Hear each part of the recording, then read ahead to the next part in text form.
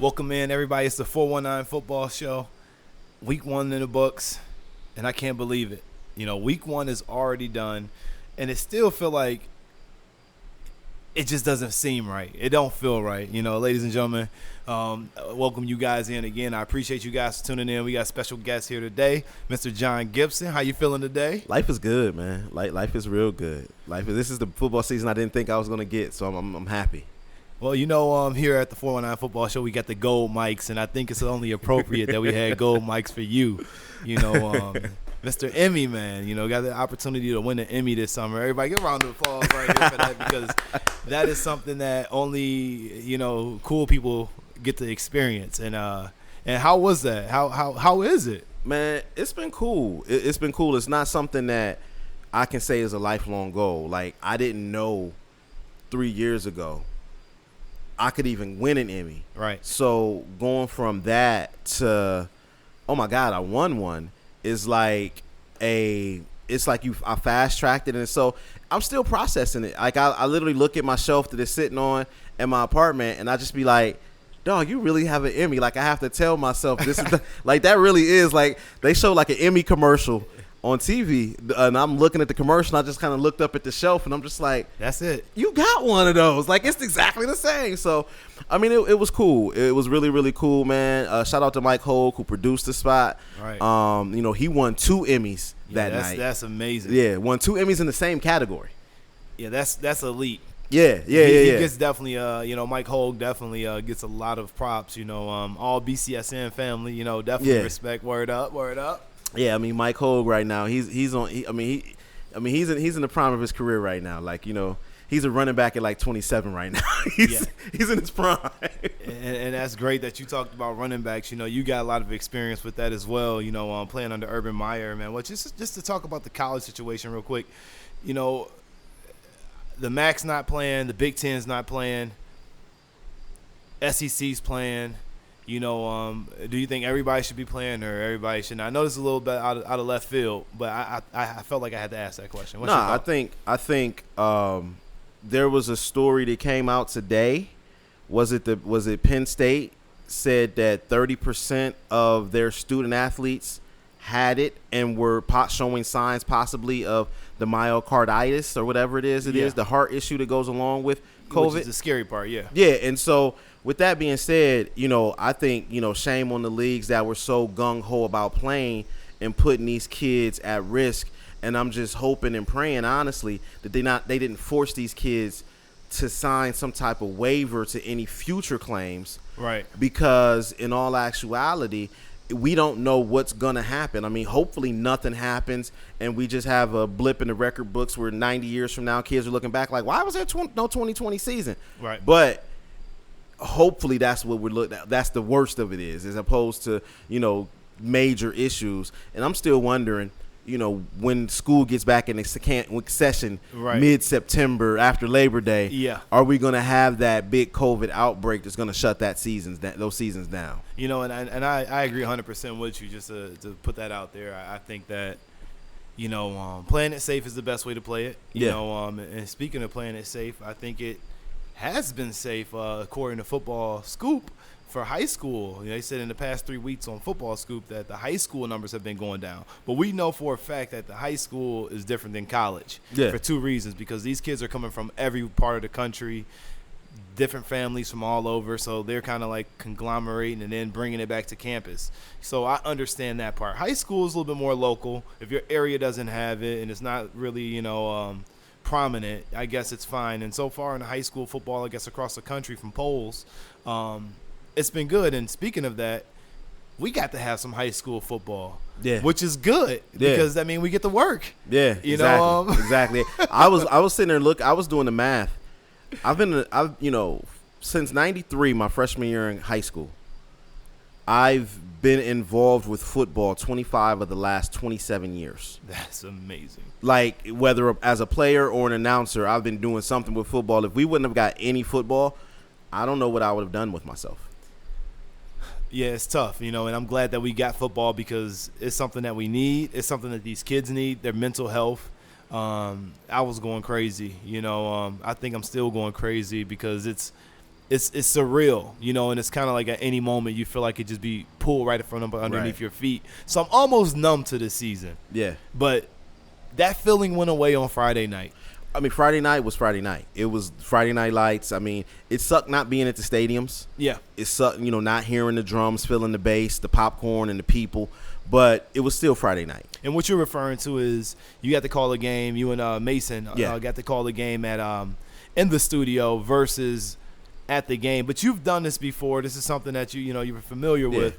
But with football, it's a little bit different because you need to have that feel. You also call, on the radio for Bowling Green football as well, which you're not doing as well at this moment either. Right. So it's a different feel, right? Yeah, it's different because I get to, when I'm watching a game from the booth, I can see the whole field.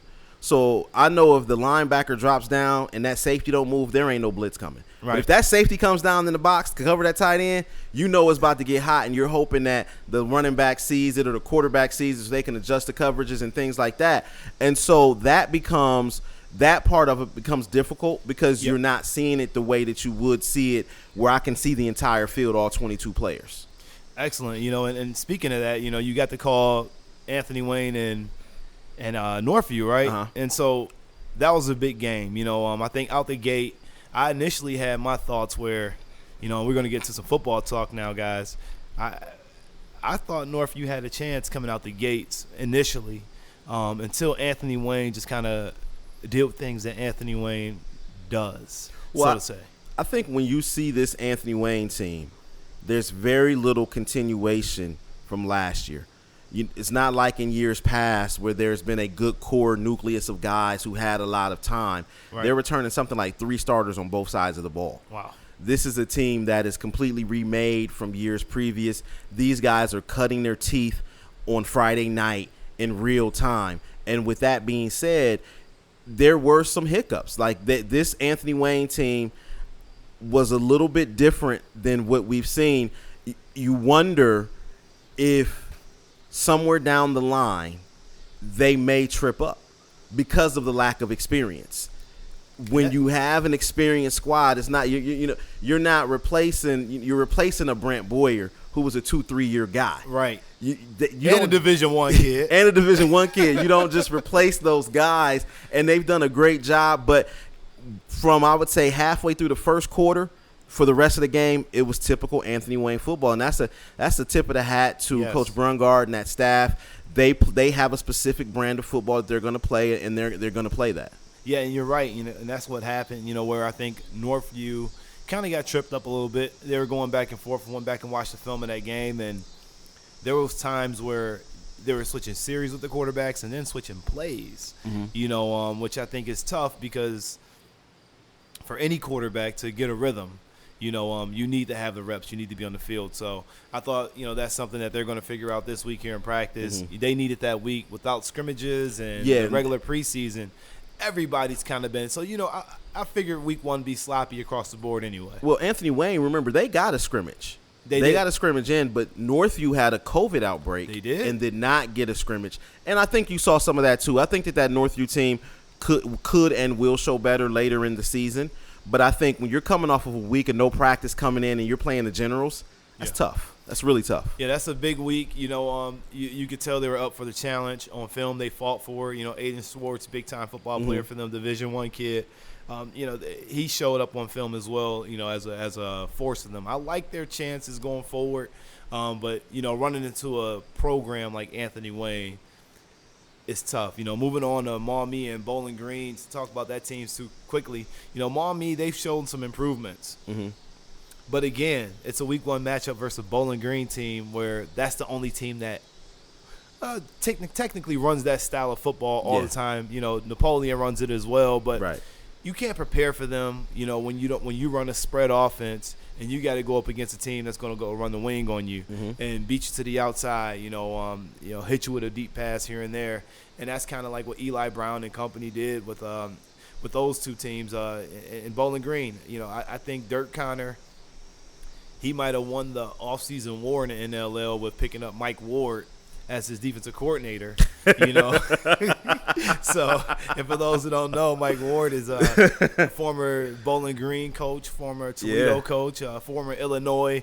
This is a guy who knows football. Yeah, he knows football. I mean, Coach Ward was the strength and conditioning coach throughout a majority of my career at BG, and then switched over to coaching D-line, and had a long career at BG. Then went to Illinois for a while with Beckman, and then was at Toledo for a while. He's a well-traveled coach, and you hard pressed to find somebody better at that position, at the DC position, at this level of football. Yeah, anytime you get that, it's gonna level you up, and we'll talk about another coach who's made the leap, and I don't know if it's a leap, step down, but enter to the realm of the high school football.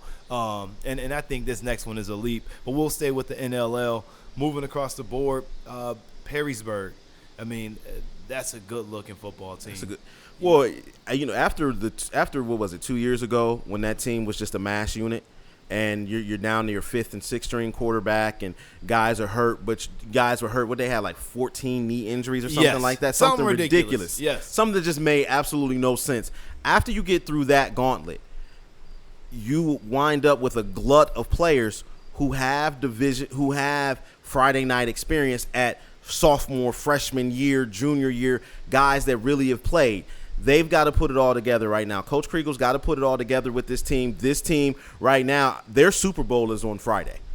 Their Super Bowl is on Friday. They have got to come out and represent against Anthony Wayne. If they are going to break the streak against this Anthony Wayne team, it's going to happen Friday.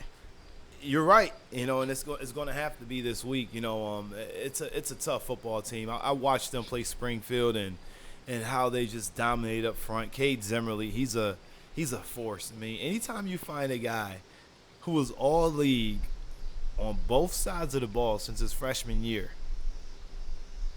we're talking about O-line, D-line, all league. And he's only what? I mean, I'm saying only, but he's 6'1", 230, 240. Yeah. And he's mauling guys, mowing guys down, and 14 pancakes he told me he had. That's sometimes, you can't even eat that much at all you can eat. He was serving them up, man. When you a guy like that, that's somebody you call Mr. Trenches. That's Mr. Trenches. When you all lead on both sides of the ball, you call that man Mr. Trenches, and you keep on moving. And that's just kind of like the kid he is, and with him on the offensive line, you can have it your way almost. So Anthony Wayne is going to have to find a way to shut down that left side of that offensive line, because wherever he's at, it's almost guaranteed to get some yards, because he's going to clear a body. Right. He's going to clear a body. It's just what it is. I mean, I don't care who it is. He's just a tough kid. Now, I don't give many kids high praise like that, but what I saw on film and just the development of that young man, you give him his props. Hopefully he gets some big-time offers. I mean, he's kind of small for a Division I kid, but if somebody take him as a fullback, they're going to be in for what they want. I think at some point in time, some coach that has an imagination is going to find a way to use him. And I think that's the biggest thing is, how do we use him? Because the kid is just a football player. Yes. And that means something. Yes. Because some guys, I don't care how good you are, some guys simply are just physically talented. Yep. But they're not football players. He's just a guy that can play the game. That's facts, and other teams and other players across the league, you look at Napoleon, this is just a football team that can just run the ball at will. They can pass the ball. Coach Strock does a really good job getting that team ready to go. And they by far probably have one of the best running backs in the league, and then Southview on the other half, with Nick Harshman leading the way over there, he's a pretty good football player. And I like how Southview plays. They're tough, they're gritty, but they're a couple of years away. They're still a young football team, still trying to rebuild from the Maisie years and get back to themselves. And I think this team is going to get there eventually. Well, I think, Napoleon and Southview, very similar teams. Yes. You may win that game, but you're going to feel like you were in a fight afterwards. And that's the way, sometimes that's the best that you can do. You just know that, hey, we didn't win this one easy. It wasn't pretty. This wasn't a highlight fest. This was a real football game. Right. And that's how you got to look at it in the NLL, because right now you're right into conference play. So it's like already a rivalry. So it's already juiced up a little bit. And And my boy Brent Bob and I says all the time, says if your wood, I might mess this up. What does he say? If your wood isn't wet, you can't start the fire, something like that. Yeah. He's got a good, he said if you can't start your own fire, basically, for something like this, you're going right into league play. And again, just to top off the conversation again, back to the big game of the week for the NLL, and we'll move on to the track next. Perrysburg, Anthony Wayne, big game Friday night. I think the league title is, on the line here tonight, and I will say I'm going to give the nod to Perrysburg on this one, just because, I know we're not out here giving predictions, but I'm giving one. I had an underdog pick last week with Whitmer and Findlay, and I picked Findlay, and I think that I give the nod to Perrysburg, because I think they have the opportunity to utilize and capitalize on all the things that's went wrong in the past, and now they got a stacked football team ready to go, led by Coach Kriegel, ready to rock and roll. So if they're not ready to get going on this game here and take this, I think it's theirs to lose. Yeah. And I think it's Anthony Wayne's to gain. So I'm not saying Anthony Wayne's a bad team. I think Perrysburg just has the upper hand. Well, I think I agree with you. I think that the experience factor comes into play here. And I think that's the biggest thing for me, is the experience of this Perrysburg team versus the Anthony Wayne team is going to play a factor. The fact that Perrysburg has probably they're too deep, has probably more experience than any too deep within the conference. Sure. Because of the injuries that they've had a couple of years ago, you've got guys on top of guys that can really play. And so with that being said, this is Perry, since I've been doing 419 football, this is Perrysburg's best chance to beat Anthony Wayne. This is the team that Coach Kriegel has waited for, and he's got it now. And I'm sure he's going to have those guys ready. Coach Kriegel, old O-line guy, BG guy, he's going to have those guys ready. And I think that game is going to be an absolute slobber knocker. I agree, and I can't wait for it. I think these are just two teams that have a genuine dislike for each other. Obviously, losing your coach losing a Perrysburg coach to go to Anthony Wayne and kick your tail for years, beat you while you're down too. Yeah, and let's not forget, Anthony Wayne is the same team that loves the antics. They love to show it in your face when they win. Yeah, and they do a really good job at it. Yeah, and I like it. And I like it. You know? Hey, it's your job. It's your job to keep me out the end zone. So they got to keep that going. So I'm rooting for Anthony Wayne to stay on top. They got some really good players led by Adam Miller on that defense. He just got a couple more offers, and we'll see how this goes. On to the track. It's tough to move to the track from that, because now you're going to another potential league championship game. But let's talk about last week real quick. Let's not get carried away. I don't want to get carried away. I want to make sure I clear up what happened last week. Here's the standings. Central Catholic 1-0. They beat Lima Senior. They beat them pretty good too. St. John's, big victory over St. Francis. They're 1-0. Findlay, they're 1-0. That was an upset victory. And we'll talk about them in a second. I might start with them first. And then they beat Whitmer. And then Fremont Ross, big victory over Clay week 1. The Fighting Chad Longs. Hey, they live the fight again. And they got some players over there too now. Now, Findlay, let's get to Findlay Whitmer. Last week, big upset for the Whitmer faithfuls. Whitmer is going to be fine. Let me just tell everybody that first and foremost. Whitmer is going to be fine. They're going to bounce back. They're going to find their bearings. They got a new full-time quarterback. It's not the Riley Keller era. You don't have Coach Keller, who was calling the offense. There's new things, and you had COVID. So it's a lot of different things going on. Second part to that is Findlay. This is a very good football team, and they have been for years and years and years. Yeah. New head coach comes from the NFL. Right. Dad's a long-time NFL coach. He's going to know his stuff. He's going to have the advantage I would think he would have the advantage when it comes to organizing, packaging, and just knowing a little bit more football stuff, because that was his career. Yeah. As a football coach. So that's why I was talking earlier about step down, step through, breakthrough. I think it's a breakthrough for Findlay. They're very grateful. Right. And I think he's happy to be there. Also, he's got one of the best 2023 players in Luke Montgomery in the state on the offensive and defensive line. So it's a no-brainer in that situation. Your thoughts on the Findlay Whitmer? I saw you call that upset, and I was like, okay, okay, we'll see. And then it was like when it came through, I was like, oh, okay. I think it's a new day in Findlay. I think now when you travel down 75 in the Three Rivers Athletic Conference, you got to make sure that you strap on. This isn't the same Findlay team that was good to give you a game and then blow it in the end. This football team is for real, and they put their name on the map right there, right out of the gate, week 1, beating a Whitmer team that is replacing a legend. They're replacing the legend of Riley Keller. He is and so that's tough. You don't want to be the guy that has to follow the guy, and we saw last year when Hornbeak had to step in the Central Catholic game. That was a rough game. That was a rough game for him. And then he gets back-to-back buzzsaws. I think he's gonna calm down. Yep. He's gonna be fine. Yep. He's a big athletic kid. He's got a strong arm. He's gonna be fine. But Friday Night Lights are bright. Yeah. Especially, and it depends on your personality. Some kids, they jump in and they swim. Other kids, it takes them a while to get the temperature of the water. Right. Give the kid some time. I think he's going to be fine. And speaking quarterbacks, quarterback Max Roth of Findlay is a beast. He's a dog.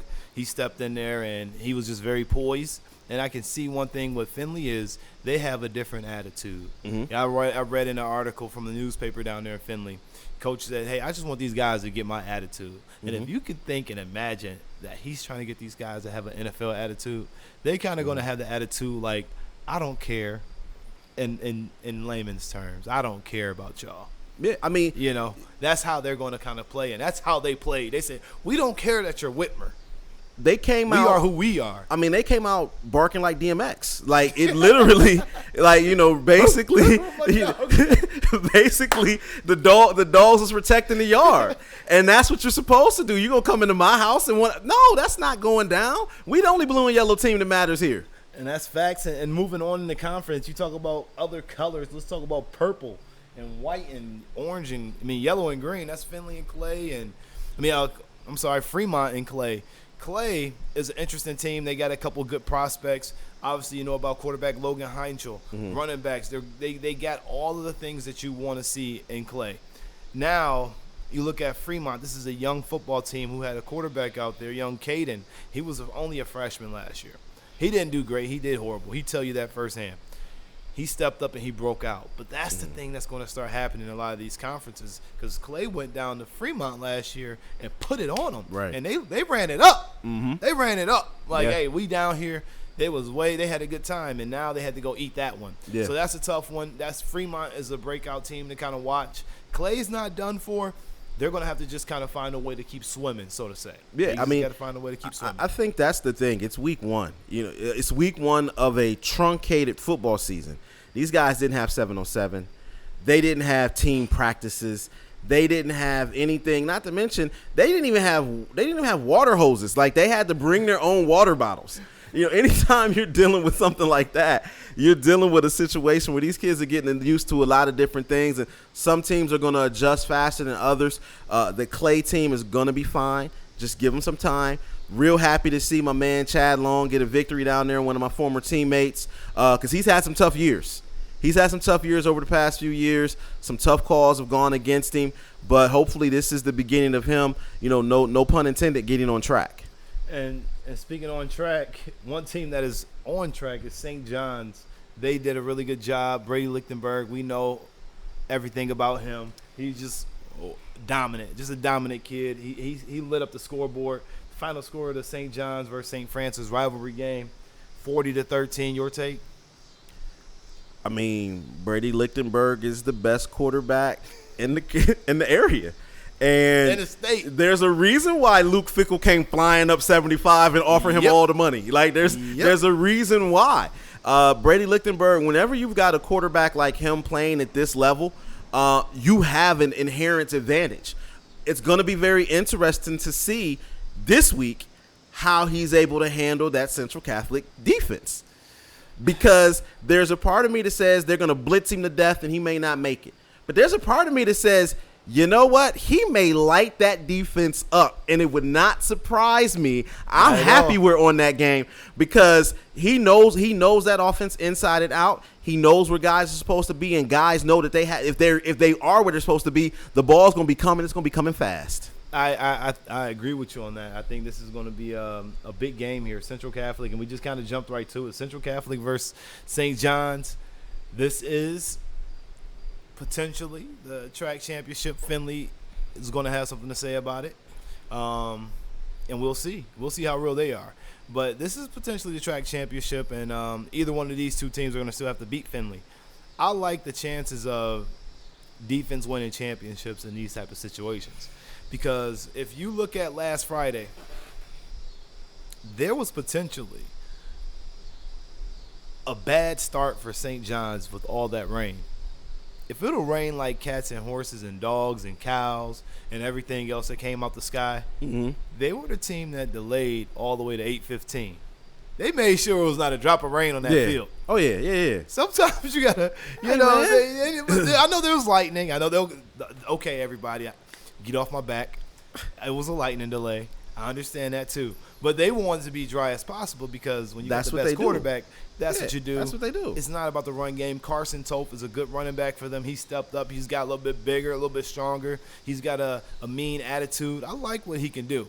I really do. But they're going to have to do a lot more running this week. They're going to have to show that they can move the chains. I think they ran the ball over 20 times versus St. Francis, and they were effective. I think they were positive in yards. So this is going to be a challenge of, can Brady Lichtenberg dissect this defense, and can that offensive line hold up just long enough? I watched at times where Brady Lichtenberg 1,000 is out on 2, not even 1,000. Oh yeah, 1,000 is gone.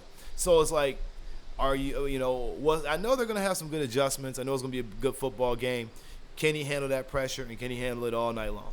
Well, and I think that's the next piece is that he does get rid of the ball extremely fast. He's very good with making his pre-snap reads, and he's very accurate when he throws the ball. So the question is, when you start thinking about the chess game that is football, when the defense backs off and says, okay, we're not going to pressure you anymore, do they have the strength and the fortitude in that line to make them pay for backing off? Right. That's going to be the question. Are they able to pick up 5-6 yards a carry and move the chains that way when all of a sudden you've got drop 8 coverage, you've got 8 guys back, or you've got 7 guys back? All of a sudden that becomes the question, and I think again that's going to determine whether or not who wins that game, whether or not St. John's can overcome Central Catholic.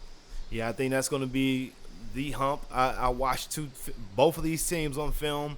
I watched both of their games multiple times, and I've come to a conclusion.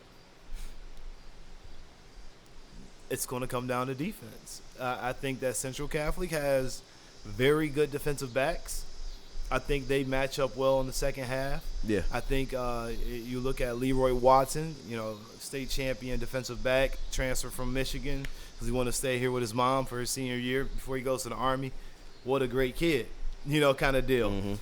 He's in that secondary. Deshaun Tanner, committed to Youngstown State, big-time backer. He's back there. Shai Twan, and I'm not just rambling off names, but Central Catholic has one of their better secondaries that they've had in years past. Up front is probably where they've not have the whole names up there, but they always find a way by the end of the season to have 2 or 3 defensive linemen that you like, man, where did these dudes come from? Because we didn't know nothing about them at the beginning of the season. Well, and I think that's just Central Catholic football, and that's how you know you have a program as opposed to a team. You expect Central Catholic to do certain things when they get the opportunity to, and one of them is just to be able to produce defensive linemen. I don't think that I've ever seen, with the exception of the one playoff game, I haven't seen a Central Catholic team that has had trouble on defense stopping specifically the run. Yeah, and that's going to be what it is. Honestly, it's going to be St. John's mixing it up, trying to catch Central Catholic off guard, or Thomas Zyro's just better than everybody else, and he just go up and catch the ball because he's like Megatron. Yeah, he's a big kid out there, and if he decides to say, hey, this is my game, he could truly take over a football game. And that's what I mean. I think he's going to have to make I would say 4 big plays throughout the point of the game in order for them to win. More, yeah. He's going to have to make, a couple of those. He's going to have to moss a couple of guys. A couple grown man catches out there. He's going to have to moss a couple of guys because the Central Catholic defensive backfield, they're super athletic. They're not small. Yeah. They can play. Yeah. So the question that I think where we like you said, the front 7 of the Central Catholic team is not as well known as we've had coming in. There's no James Hudson on that front 7. But that back 4, those guys are good and they can play the game. 100%. I agree with you. And it's going to be fun to watch it here coming up. And you and Mason are going to do a great job on the call of that. I'll be in the studio watching all the action. Let's see if we can give you guys a little quick preview of what's to come here this Friday night. Well, tonight for you guys that's tuning in, this is airing early in the morning for you guys, pre-recorded. Yes, pre-recorded. But for you guys on YouTube, make sure you guys like, comment, subscribe. Please share. If you got thoughts, we want to hear them. We don't know everything, but I think we do. We know enough. We know enough. But no, I'm kidding. We do want to hear you guys' thoughts on everything that we talked about here for sure, because it's truly a community here in the 419 to be able to talk football with so many different great minds, and it's not just us on TV. It's the people in the barbershops and things like that. You just go anywhere. And Toledo has just a great, rich history. So week 2 lineup here on BCSN. St. John's versus Central Catholic. That's also going to be on BCSN 2. St. Francis versus Whitmer. Perrysburg versus Anthony Wayne. Northview versus Bowling Green. Maumee versus Southview. Napoleon versus Springfield. Montpelier versus Cardinal Stritch. Clive versus Perkins. Port Clinton versus Edison. And Ottawa Hills versus Northwood. That's going to be live on the BCSN app.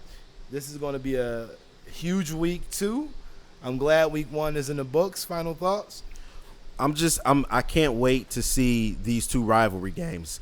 In this truncated season, with this truncated off season that they've had, these 2 rivalry games.